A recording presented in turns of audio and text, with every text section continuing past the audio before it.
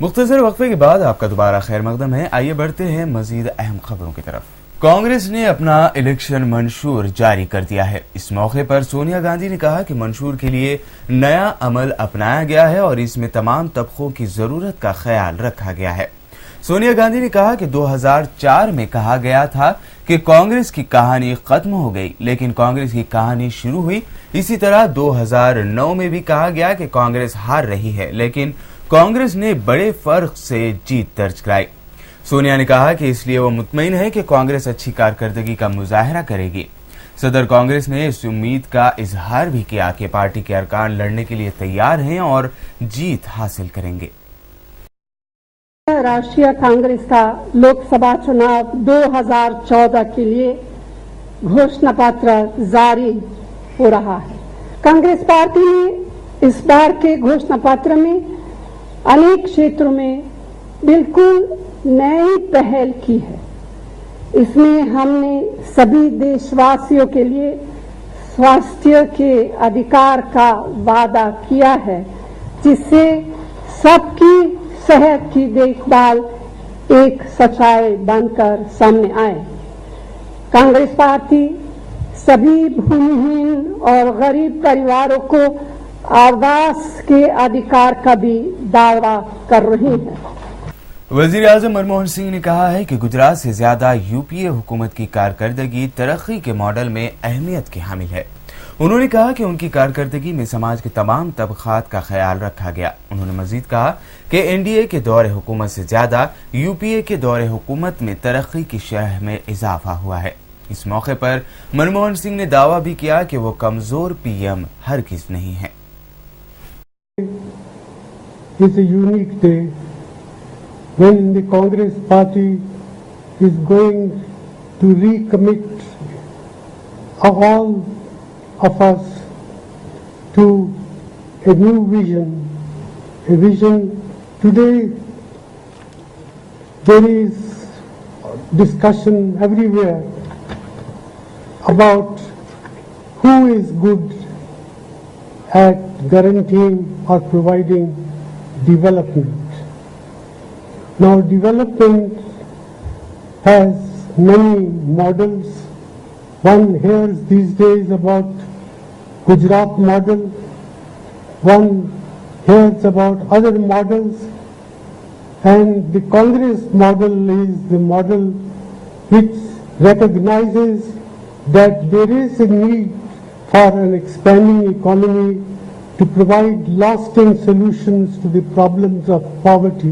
I am glad that the Congress election manifesto spells out our strategy for accelerated growth, and I don't think anyone can improve upon the growth process outlined in the election manifesto of the Congress Party. This election manifesto will attempt and has attempted to project a picture, a vision of the Congress process of growth, which I would invite you to read.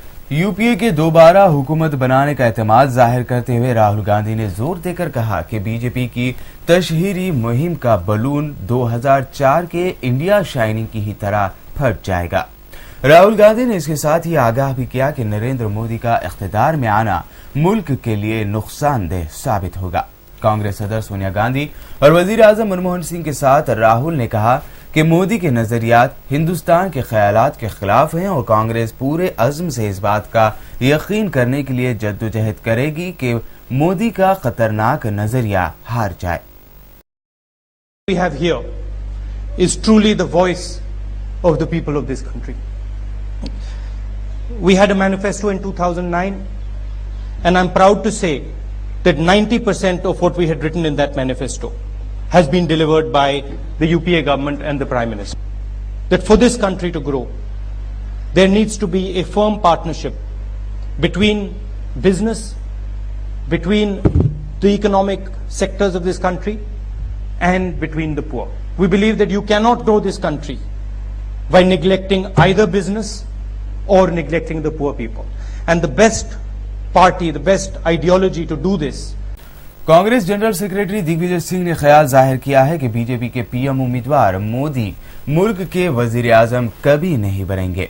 Congress general secretary ने एक tweet में बुध को कहा कि हिंदुस्तान में बहुत सारे समझदार शख्सियात हैं और एक इंतहा पसंद नजरियात का हामिल हिंदुस्तान में कभी हुकूमत नहीं कर सकता।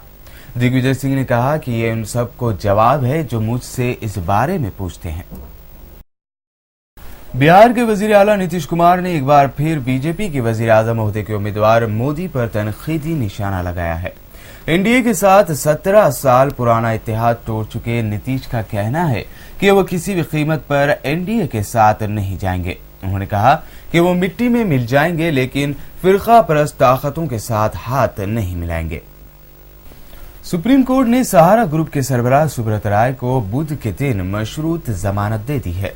सहारा को सेबी के पास 10,000 करोड़ रुपए जमा कराने होंगे। इसमें 5,000 करोड़ रुपए नकद और बाकी रकम की बैंक गारंटी देनी होगी। सहारा ग्रुप ने मंगल को सुप्रीम कोर्ट के सामने ये तजवीज पेश की थी कि वो 1 साल की मुद्दत में सेबी को सरमायाकारों को वापस की जाने वाली रकम में से 20,000 करोड़ रुपए की अदायगी करने के लिए तैयार हैं। नाज़रीन, आइए अब देखते हैं अहम बैनुल अक़वामी खबरें।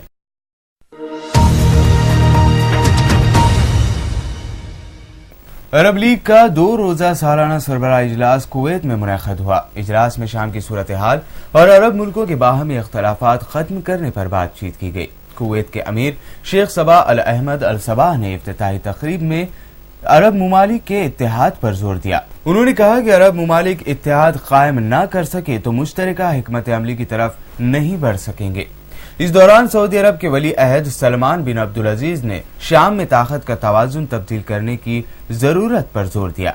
उनका कहना था कि बशार अल असद हुकूमत को इख्तिदार से बाहर करने के लिए मुखालिफिन की ज्यादा मदद करने की जरूरत है। सऊदी अरब ने अरब लीग में शाम की कारी नशिस्त मुत्तहदा अपोजिशन को देने की सिफारिश भी की। अक़वाम मुत्तहदा के खुसूसी एलची अल अज़हर बराहिमी ने शाम को हथियारों की फराहमी बंद करके सियासी हल पर जोर दिया है।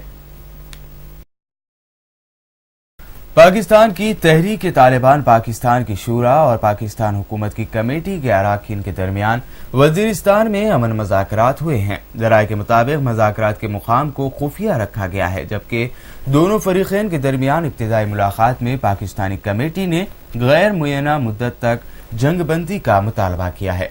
पाकिस्तान की मीडिया में आ रही खबरों में बताया गया है कि तालिबान की सियासी शोरा से मुज़ाकरात के लिए दोनों कमेटियों के अराकीन मुलाकात के मुकाम पर पहुंचे, जहां से वो शुमाली वजीरिस्तान की सरहद पर वाक़े इलाके बोलान कील के रास्ते नामालूम मुकाम पर चले गए। कमेटियों के अराकीन के साथ साथ सियासी शोरा के अहम रुकन आजम तारिक को भी देखा गया है।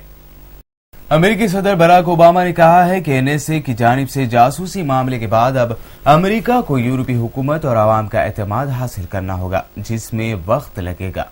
उन्होंने ये बात दी हेग में कही। अमेरिकी सदर ने कहा कि उनके दौरे यूरोप का एक मकसद यूरोपीय क़यादत से बातचीत में उनके तहफ़्फ़ुज़ात कम करने की कोशिश करना था। अमेरिका की नेशनल सिक्योरिटी एजेंसी यानी एनएसए के हाथों यूरोपीय आला सरकारी ओहदेदारों और शहरियों की बड़े पैमाने पर निगरानी के मामलात सामने आने के बाद वाशिंगटन हुकूमत और यूरोपीय यूनियन के दरमियान ताल्लुकात कशीदा हो गए थे। नाज़रीन, आखिर में हेडलाइंस पर एक और नजर।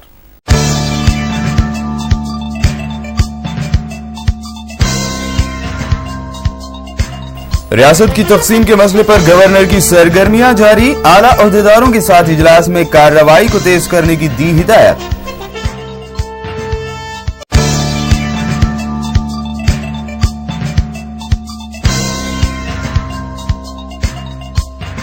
इंतखाबी तशहीरी मुहिम की आखिरी तारीख का हुआ ऐलान, 28 मार्च तक सियासतदान कर सकते हैं पार्टी की तशहीर।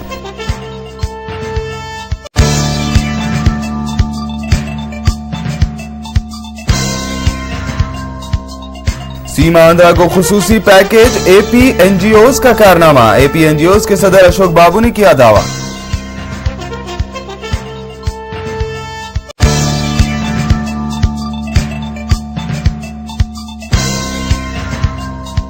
कांग्रेस ने जारी किया इंतखाबी मंशूर। वजीर आजम सोनिया और राहुल गांधी ने यूपीए की तरक्याती कामों को दोहराया। कहा फिर से मरकज में आएगी यूपीए हुकूमत।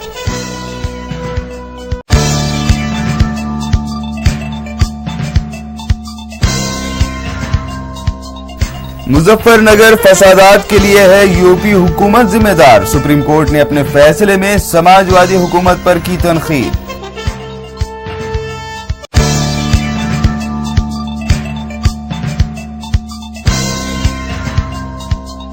और कुवैत में अरब लीग का हुआ इजलास। शाम में जारी खाना जंगी को रोकने और असद को इख्तिदार से बेदखल करने पर किया गया गौर।